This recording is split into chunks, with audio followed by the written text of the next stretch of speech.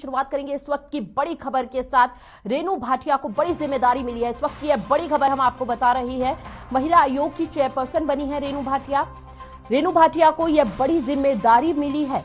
महिला आयोग की चेयरपर्सन बनी है रेणु भाटिया। यह जिम्मेदारी मिली है उन्हें।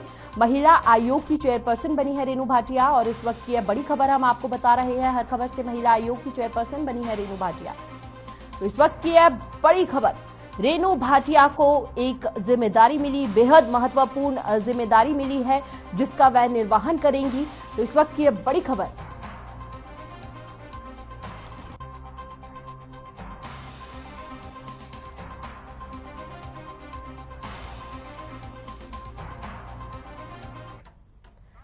तो इस विषय पर खास बातचीत के लिए हमारे साथ खुद रेणु भाटिया मौजूद है, महिला चेयरपर्सन, महिला आयोग की चेयरपर्सन।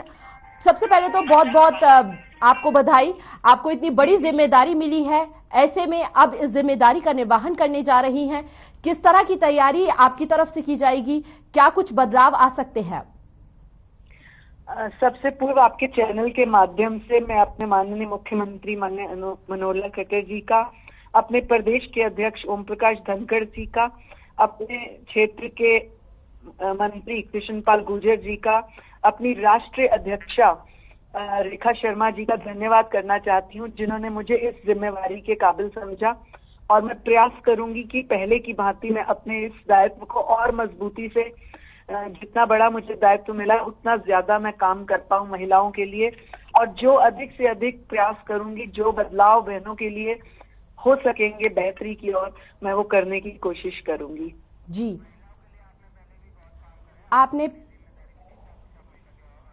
आपने पहले भी महिलाओं के लिए कई कार्य किए हैं। ऐसे में अब यह बड़ी जिम्मेदारी आपको दी गई है, चेयरपर्सन महिला आयोग की आप रही हैं। तो ऐसे में अब क्या कुछ आगे की तैयारी आपकी है? साथ ही साथ महिला सशक्तिकरण पर बात की जाए तो क्या अगला कदम रहने वाला है आपका? महिलाओं की अगर हम बात करें तो कदम कदम पर महिलाओं को एक ऐसे सहयोग की, ऐसे आगे बढ़ने की आवश्यकता है जिससे किसी भी महिला को किसी तरह की परेशानी ना हो। प्रयास करूंगी कि कुछ नए कदम, कुछ नए ऐसे सिस्टम जोड़े जाएं, तैयार किए जाएं, जिससे बहनों को और अधिक आसानी हो अपने कमियों को और अपनी परेशानियों को दूर करने की। जी देखिए, कई शिकायतें, कई सरकारें आती हैं, बदलती है, लेकिन शिकायत वही रहती है कि महिला जो है अपने आप को सेफ नहीं फील करती है। तो अब आपको ये जिम्मेदारी मिली है, इस विषय में क्या कुछ कार्य करने वाली हैं ताकि महिला जो है अब अपने आप को सेफ फील करे? क्योंकि महिला आयोग की चेयरपर्सन के तौर पर आप नियुक्त हुई हैं, तो ऐसे में जब कार्यभार संभालेंगी तो किन किन मुद्दों को आप आगे रखते हुए सबसे पहले कार्य करने वाली हैं? मैं कोशिश करूंगी कि किसी भी महिला के साथ कोई अन्याय ना हो। यदि कोई किसी परेशानी से जूझ रहा है तो उसका हल निकले। अधिक से अधिक प्रयास करूंगी कि बेटियों की, महिलाओं की हर कदम पर मदद हो सके। जी, ऐसे में जो सबसे बड़ा मुद्दा है, रात के समय में महिला अकेले नहीं जा सकती या फिर डर रहता है। मेट्रो सिटी भले ही नाम है, लेकिन फिर भी महिलाओं के अंदर एक डर रहता है। अब भी उस विषय पे कुछ कार्य या फिर कोई सख्त निर्देश या नियम हो सकते हैं? देखिए, वक्त बदल रहा है। आज की बेटियां बहुत सशक्त हैं, बहुत आगे बढ़ रही हैं। हम प्रयास करेंगे कि जो बेटियां थोड़ी पीछे रह गई हैं या जिनको ये मौके नहीं मिले सशक्त होने के, उनको और अधिक मजबूत करें ताकि वो पुरुषों से कंधा मिलाकर चलें और दिन और रात में जाने वाली ये समस्या ही खत्म हो जाए। जी, एक और सवाल आपसे जानना चाहेंगे। देखिए, लगातार अगर महिलाओं की जब हम बात करते हैं तो महिलाओं की शिक्षा की भी बात एक बड़ा मुद्दा बनकर उभर कर सामने आती है, ग्रामीण क्षेत्रों की खासकर। अब भी कई जगह पर ऐसी चीजें सामने आती है जहां पर महिला शिक्षा के प्रति जो है जागरूक नहीं है या पढ़ नहीं पा रही। उस विषय पे कोई कार्य अगर? इस सरकार ने प्रयास किया है, जब से 2014 से हमारी सरकार बनी है, सरकार ने प्रयास किया है कि बेटियों को किसी भी प्रकार से पिछड़ा हुआ न रखा जाए। चाहे वो शिक्षा का मामला हो, चाहे कार्य करने का मामला हो, चाहे स्किल का मामला हो।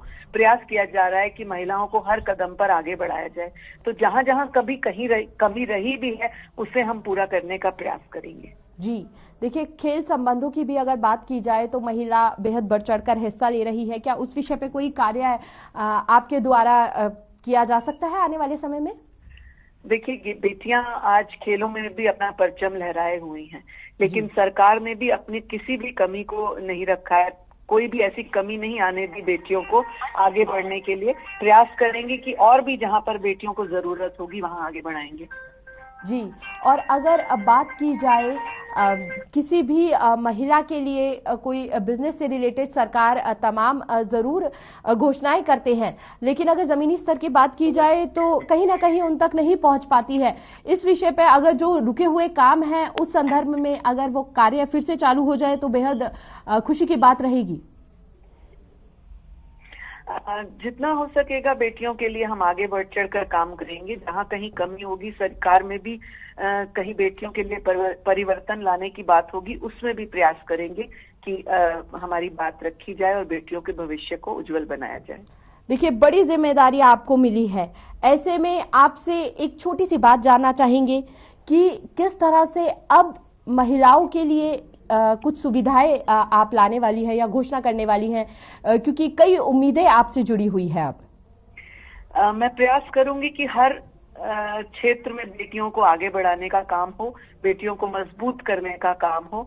जहां तक हो सके हम बेटियों को हर संकट से पार लाने का प्रयास करें। संकट उन तक ना पहुंचे, उनको रोकने का भी प्रयास करें। बहुत बहुत शुक्रिया रेनू भाटिया जी आपका हमारे साथ जुड़ने के लिए, खास बातचीत के लिए, और एक बार फिर से आपको बधाई।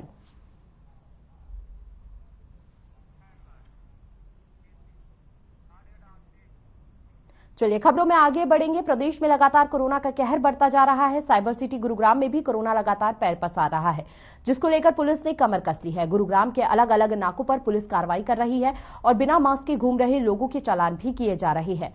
गुरुग्राम के सदर बाजार नाके पर स्थिति का जायजा लिया हमारे संवाददाता मोहित कुमार ने।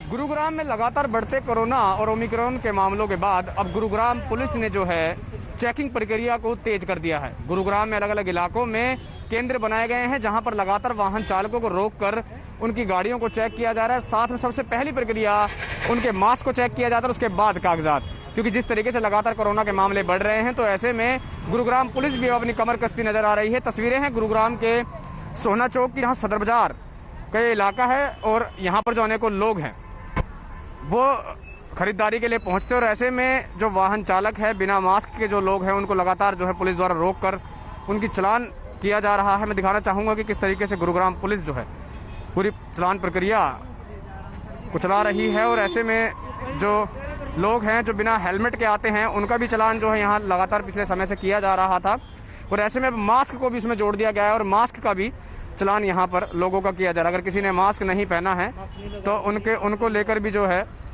चालान, उन लोगों का प्रक्रिया यहाँ चल रही है। सदर बाजार में आने वाले जो लोग हैं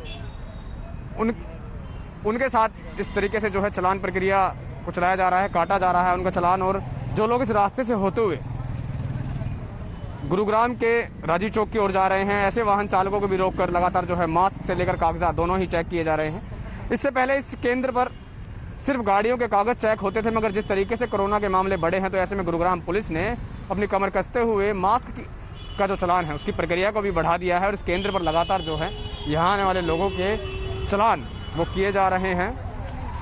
ये गुरुग्राम का सदर बाजार का इलाका है जहाँ पर अनेकों जो लोग हैं बहुत से नियमों की धज्जियां उड़ाते दिखाई देंगे और इस सदर बाजार की शुरुआत में ही जो है चालान प्रक्रिया को रखा गया है। हालांकि यहाँ पर सिर्फ वाहन चालकों का चालान यहाँ किया जा रहा है और सदर बाजार के अंदर जो है अलग टीमें चालान करने के लिए रुकी हुई हैं। लगातार जो है प्रक्रिया गुरुग्राम के सदर बाजार से लेकर और सड़कों तक सब जगह पर अलग अलग विभाग अलग अलग तरीके से जो है चालान कर रहे हैं लोगों के। सबसे ज़्यादा चालान जो है मास्क वालों के हो रहे हैं और साथ में जो सड़कों से गुजरने वाले वाहन चालक हैं उनके मास्क के साथ साथ अगर कागजात पूरे नहीं हैं तो उनके खिलाफ भी जो है कड़ी कार्रवाई गुरुग्राम पुलिस द्वारा देखी जा सकती है। गुरुग्राम से मोहित कुमार, हर खबर हरियाणा।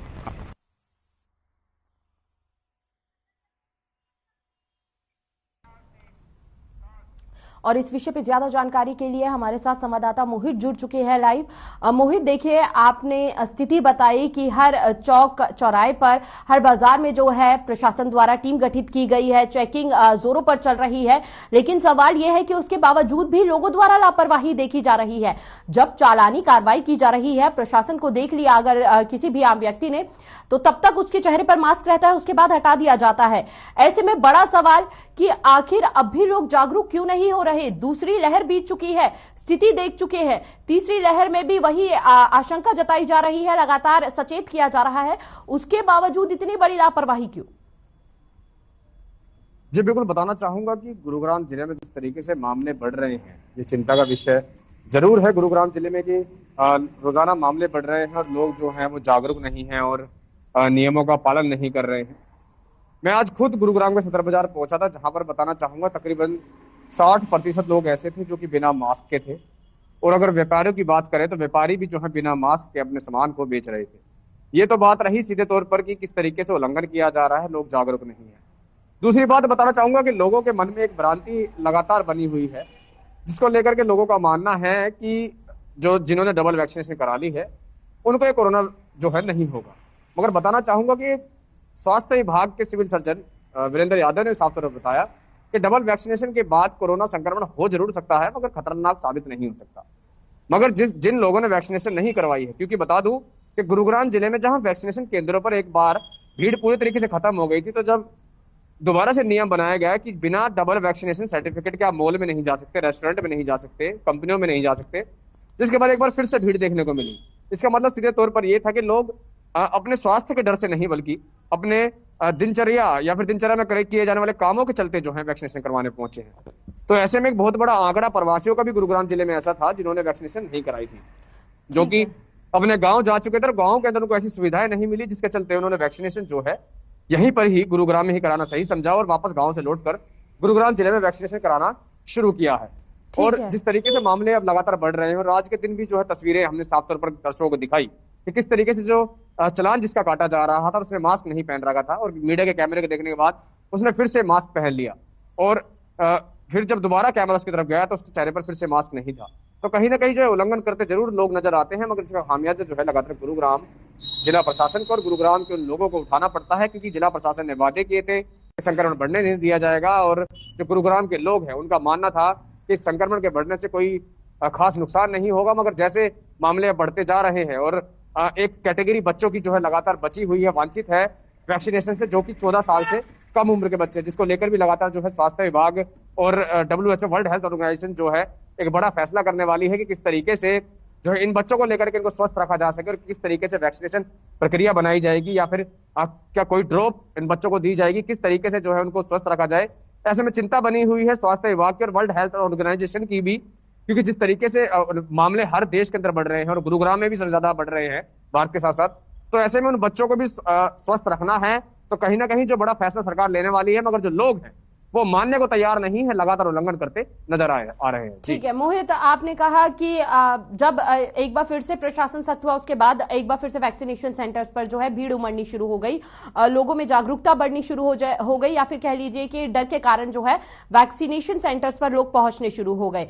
लेकिन यहाँ पर यह भी आपसे जानना चाहेंगे कि हाल ही में हमें जो रिपोर्ट मिली थी ग्राउंड जीरो की, उसमें यह मिला था कि लोग जो है अगर फुटकर बाजारों की बात की जाए, वहां पर बिना वैक्सीनेशन के भी लोग वहां पर पहुंच रहे हैं और प्रशासन द्वारा भी कोई चेकिंग नहीं हो रही है। और वहीं अगर बात की जाए शहरी जगहों की, यानी कि मॉल वगैरह की बात की जाए, तो वहां पर चेकिंग की प्रक्रिया बहुत तेज है। लेकिन अगर फुटकर बाजारों की बात की जाए, वहां पर चेकिंग की कोई प्रक्रिया नजर नहीं आई। ऐसे में 3 से 5 गुना खतरा संक्रमण बढ़ने का डर है। तो अब क्या स्थिति बनी हुई है? जी बिल्कुल, बताना चाहूंगा गुरुग्राम के सिविल सर्जन वीरेंद्र यादव ने भी साफ तौर पर ये कहा था कि गुरुग्राम जिले में जो भी मामले कोरोना के या फिर ओमिक्रॉन के आ रहे हैं वो एसिम्प्टोमेटिक कैटेगरी के अंदर हैं, खतरे से बाहर कैटेगरी के हैं। मगर भविष्य में जरूर ऐसा हो सकता है कि मामले जो है 3 गुना या 5 गुना बढ़कर आए। यानी कि अगर आज 3,3500 मामले 3,000 मामले आ रहे हैं तो 15,000 भी हो सकते हैं या 5,000 भी हो सकते हैं, 10,000 भी हो सकते हैं। हालांकि स्थिति उनकी एसिम्प्टोमेटिक रहेगी, मगर उन लोगों का क्या होगा जो कि वैक्सीनेशन के डर से, कोरोना के डर से जो है वैक्सीनेशन लगवाने के लिए नहीं पहुंचे थे और अभी तक एक भी वैक्सीनेशन उन्होंने नहीं लगवाई है। उन लोगों के लिए सीधे तौर पर ये जो कोरोना का संक्रमण है ये खतरनाक साबित होगा। और 100% जो है सीएमओ ने साफ तौर पर कहा था कि अगर वैक्सीनेशन नहीं कराई है तो उसके लिए बिल्कुल घातक साबित हो सकता है। जिस तरीके से दूसरी लहर के अंदर लोगों हर परिवार तकरीबन जो हर इलाके में हर मोहल्ले के अंदर जो भी कंटेनमेंट जोन बनाए गए थे सभी जगहों पर जो है लोगों की मौत हुई थी, किसी न किसी ने अपने परिवार के लोगों को खोया था। तो ऐसे में लगातार जो है स्वास्थ्य विभाग बार बार लोगों से अपील कर रहा है कि वैक्सीनेशन प्रक्रिया को पूर्ण करें, जल्द से जल्द जो है वैक्सीनेशन लगवाएं, जिससे कि एक ये माना जा सके कि अगर किसी को खुदा ना खालसा कोरोना होता है तो उसकी जो रख रखाव है या उसका जो बचाव है वो कहीं ना कहीं स्वास्थ्य विभाग और जो वैक्सीनेशन लगी शरीर में जो दौड़ रही होगी वो करेगी। मगर जो लोग हैं वो मानने को तैयार नहीं है। हालांकि गुरुग्राम जिले में अगर स्थिति की बात करें तो आज के दिन जो है कोरोना के मामले जहां 3500 के आसपास जो सामने आए हैं तो कहीं ना कहीं चिंता का विषय जरूर है। मगर इस चीज को लेकर के जिस तरीके से पुलिस विभाग ने अपनी कमर कसी है, ग्राउंड रिपोर्ट भी हमने अपने दर्शकों को दिखाई कि किस तरीके से जो है अलग अलग केंद्रों पर आज चलान प्रक्रिया की जा रही है। तो ऐसे में अब निगाहें टिकी हैं गुरुग्राम जिला प्रशासन के उस फैसले पर जो कि सरकारी विभागों के अंदर भी जो है इसी तरीके से डबल वैक्सीनेशन सर्टिफिकेट के बाद एंट्री कराएगा। क्योंकि निजी कार्यालयों के अंदर, निजी संस्थानों के अंदर तो लोग बिना चेकिंग के नहीं जा रहे हैं, मगर लगातार तस्वीरें सामने आ रही हैं कि गुरुग्राम के जो सरकारी कार्यालय हैं, कोई भी पब्लिक डीलिंग ऑफिस है, वहां पर जो लोग हैं बिना डबल वैक्सीनेशन सर्टिफिकेट के ही प्रवेश कर जाते हैं और कहीं ना कहीं वहां से जो है संक्रमण फैलने का काम जरूर हो रहा है। जी, यानी कि प्रशासन अब एक्टिव नजर आने लगा है धीरे धीरे, और जिस तरह से सख्ती बरती जा रही है, चालानी कार्रवाई की जा रही है, उम्मीद है संक्रमण पर लगाम लगाया जाए। बहुत बहुत शुक्रिया मोहित आपका तमाम जानकारी साझा करने के लिए। तो ऐसे में जिस तरह से संक्रमण बढ़ रहा है उसमें सावधानी बरतनी बेहद जरूरी है। चलिए आगे बढ़ेंगे खबरों में। पटौदी में नगर पालिका प्रशासन को दुकानदारों के विरोध का सामना करना पड़ा। नगर पालिका प्रशासन पूरी तैयारी और पुलिस के साथ अतिक्रमण हटाने पहुंचा था, लेकिन दुकानदारों ने टीम को घेर लिया, जिसके चलते प्रशासन का बिना कार्रवाई किए वहां से लौटना पड़ा उन्हें। तो ऐसे में आपको बता दें कि वहां पर कार्रवाई करने के लिए पहुंची थी टीम, लेकिन जिस पर कार्रवाई करते हुए निगम की टीम पहुंची तो दुकानदारों ने विरोध करते हुए निगम कर्मियों से दायरा पूछा। टीम के साथ पहुंची ड्यूटी मजिस्ट्रेट नायब तहसीलदार ने दुकानदारों के विरोध को देखते हुए अधिकारियों से बातचीत की और वहां से चले गए।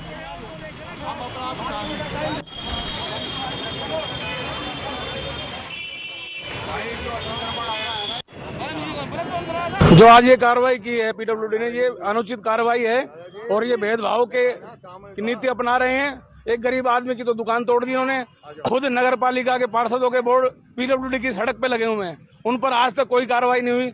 पटौदी से लेकर माजरा तक पीडब्ल्यूडी की जगह पर अवैध खोखे रखे हुए हैं, मांस के, शराब के, उन पर पीडब्ल्यूडी की आंखें नहीं खुलती है। यहाँ मार्केट में आके अवैध तरीके से तोड़फोड़ करते हैं, ना कोई नोटिस दिया। कल इन्होंने नगर पालिका की एक ट्रॉली थी उसके माध्यम से अनाउंसमेंट कराई और उसके बाद ये तोड़फोड़ की कार्रवाई पर आ गए। इन्होंने कहा था कि नाले के उस तरफ अतिक्रमण नहीं होना चाहिए। सभी टीने नाले के उस तरफ है, नाले के इस तरफ कुछ भी नहीं है, ना इनकी हद है, लेकिन फिर भी ये तानाशाही कार्रवाई करते हुए यहाँ पर तोड़फोड़ करे थे। मैं पार्षद होते हुए ये कहता हूँ कि नगर पालिका ने मेरे को अभी तक सूचित ही नहीं किया है कि हम नगर में क्या काम करने जा रहे हैं। किसी को खबर नहीं। मैं पार्षद भी हूँ, एक दुकानदार भी हूँ। ना हमें कोई नोटिस दिया, ना पार्षद को इतला करी, ना दुकानदार को किसी को नोटिस दिया है। अचानक ही आ गए हैं और ये मेरे हिसाब से गलत है, क्योंकि जो भी दुकानदार है सब नाले के पीछे हैं। तो फिर आप इसका विरोध क्यों नहीं करते नगर पालिका में जब आपकी मीटिंग वगैरह होती है? हाँ, तो अब आए हैं, आज हमारे सामने संज्ञान में मामला है, इसके आगे हम विरोध करेंगे और आवाज उठाएंगे। नाले से 2-4 फुट अंदर थी गई थी, ठीक है। मेरी दुकान यहाँ थी, नाले से 10 फुट अंदर थी, 10 फुट अंदर यहाँ कार्रवाई कर दी। दूसरी लाइन में नाले से 5 फुट बाहर है, वहाँ इनकी हिम्मत नहीं है, क्योंकि इनको पता है बदमाश लोग है, पावरफुल लोग है, पॉलिटिकली पावरफुल लोग है। वहाँ इनकी हिम्मत नहीं है, ना एसडीएम की हिम्मत है, ना नगर पालिका की हिम्मत है जो जाके हाथ लगा दे। वहाँ पे रोड पे देखो, नाले से 20 फुट बाहर केबिन बनवा रखे हैं, ठीक है। वहाँ इनका कार्रवाई बसती नहीं है। इनका कार्रवाई यहीं बसती है जहाँ इनको पता है ना पॉलिटिकली पावरफुल है, ना मनी पावर, ना पैसा है जिनके पास, वहीं इनको कार्रवाई करनी आ रही है। और नहीं ये कार्रवाई नहीं कर सकते। दुकान यहाँ थी, नाला कहाँ है? इतनी अंदर दुकान थी, वहां भी तोड़ रहे।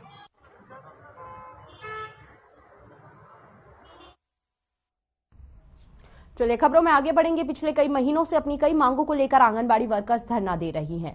तो वहीं आंगनबाड़ी वर्कर्स ने कैबिनेट मंत्री मूलचंद शर्मा के कार्यालय पहुंचकर धरना दिया और अपनी मांगों को लेकर ज्ञापन भी सौंपा और मांगों को सरकार से जल्द पूरा करने की मांग की। वहीं कैबिनेट मंत्री मूलचंद शर्मा ने आंगनबाड़ी वर्कर्स को आश्वासन दिया कि जल्द से जल्द मुख्यमंत्री मनोहर लाल तक उनकी मांगों को पहुंचाया जाएगा और जल्द ही मांगों को पूरी करने पर भी जोर दिया जाएगा। इस मौके पर मूलचंद शर्मा के कार्यालय पर बाहर बड़ी संख्या में पुलिस बल तैनात रहा।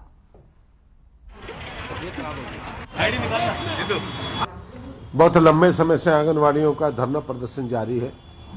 उनकी बार मुख्यमंत्री से मीटिंग उनकी पहले भी हो चुकी थी और दूसरी मीटिंग में और मुख्यमंत्री इनकी जो मांग थी, जो जायज थी, उन्होंने माना भी। इन्होंने कहा हमारी मांग अभी पूरी नहीं हुई, कुछ डिमांड हमारी और बाकी है, कुछ जो वर्कर हैं उनकी प्रमोशन करी जाए। तो उन्होंने मुझे ज्ञापन दिया है मुख्यमंत्री के नाम और जो ज्ञापन में जो भी है मैं मुख्यमंत्री से बात करके कि अभी पंजाब, यूपी, उत्तर प्रदेश के चुनाव है 5 राज्यों में और जैसे समय मिलेगा मैं उनसे बात करूंगा और जो उनकी जायज डिमांड है उनको सरकार पूरा करने के लिए। इस क्षेत्र में अपना गुजारा करना बड़ा भारी मुश्किल हो रहा है।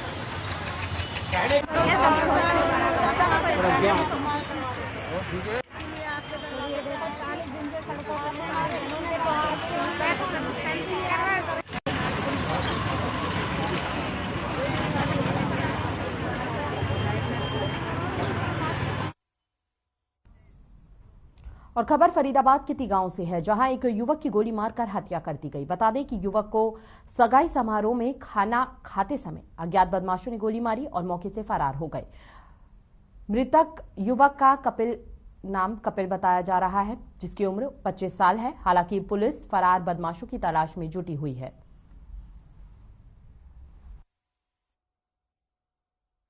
यहाँ पे सबके लिए प्रोग्राम था, जी सगाई का प्रोग्राम था हमारा जी, और हमने पूरे गांव के लिए निमंत्रण दे रखा था जी। अब हमें नहीं पता उनका क्या रंजिश था क्या नहीं जी, आपसदारी में कोई रंजिश होगी उनकी, लेकिन हमें नहीं पता जी। वो खाना खा रहा था लड़का यहाँ पे आके जी, तो उसके बाद वो लड़का आया इधर से जी और आके यहाँ इधर खड़ा हो गया और यहाँ से गोली मारी उसके। अच्छा, गोली मारने के बाद वो वापस यहाँ से ऐसे जंप करके भाग गया।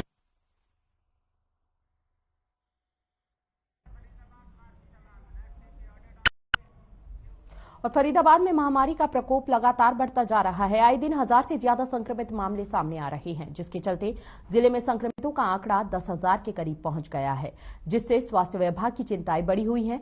वहीं दूसरी ओर बाजारों में लोग बेखौफ होकर और सोशल डिस्टेंसिंग की परवाह न करते हुए बिना मास्क के दिखाई दे रहे हैं। हालांकि पुलिस हर रोज ऐसे लोगों के चालान करके जुर्माना भी वसूल रहा है। इसके बावजूद आलम यह है कि लोग बेपरवाह नजर आ रहे हैं। तो पुलिस चालानी कार्रवाई कर रही है, लेकिन उसके बावजूद भी लोग जो है लापरवाही बरतने में कोई भी मौका नहीं छोड़ रहे हैं। आलम ये रहा है कि जब पुलिस प्रशासन सामने नजर आती है तो लोगों के चेहरे पर मास्क हो जाता है, लेकिन जैसे ही कुछ दूर चलते हैं तो खुले आम धज्जियां उड़ाते हुए नजर आते हैं।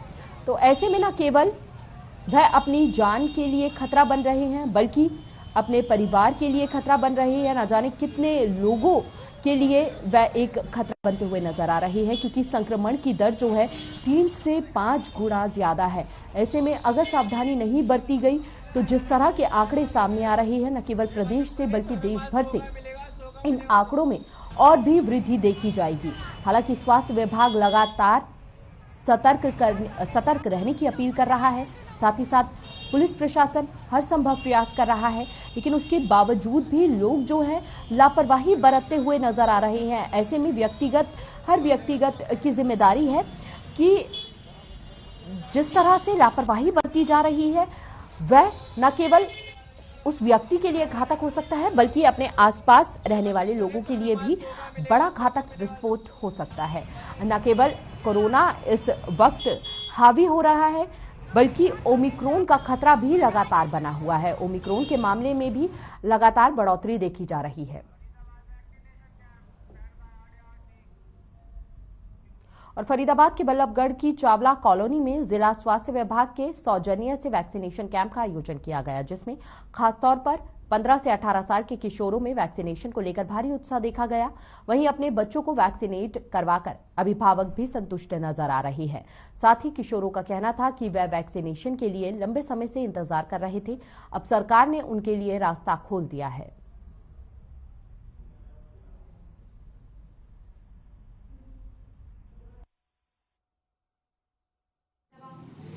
बहुत उत्साहित होकर आ रहे हैं और पूरी मन से लगवाने के लिए पूरी खुशी आ रहे हैं अपने आप।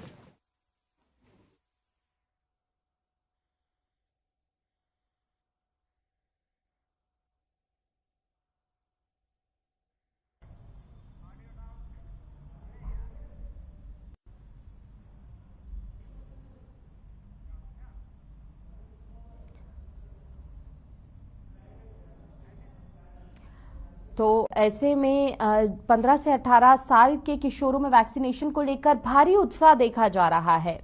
वहीं अपने बच्चों को वैक्सीनेट करवाकर अभिभावक भी संतुष्ट नजर आ रहे हैं, क्योंकि विशेषज्ञों द्वारा पहले ही चेतावनी दे दी गई थी।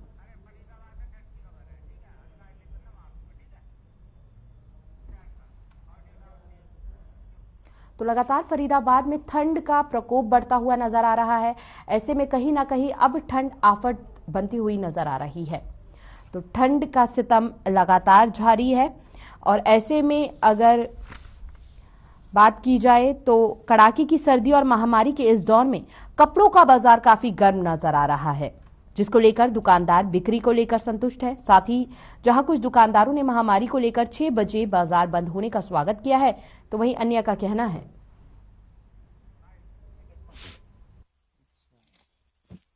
देखो जी, सर्दियां तो विकट पड़ी है इन दिनों में। गर्म कपड़ों की सेल भी अच्छी रही है और जैसे हमने सोचा था कोरोना पीरियड है, माल कम बिकेगा, पर उस हिसाब से माल अच्छा बिका है, सबका ही बिका है और खूब बिका है माल जी, ऐसी बात नहीं।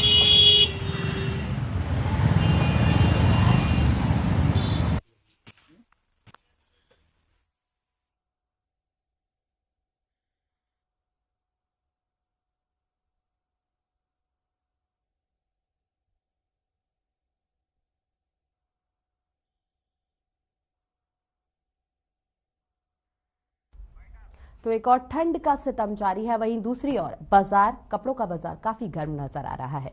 फिलहाल हमारे खास कार्यक्रम मेट्रो सिटी में बस इतना ही। तमाम बड़ी खबरों के लिए बने रहिए हर खबर के साथ। नमस्कार।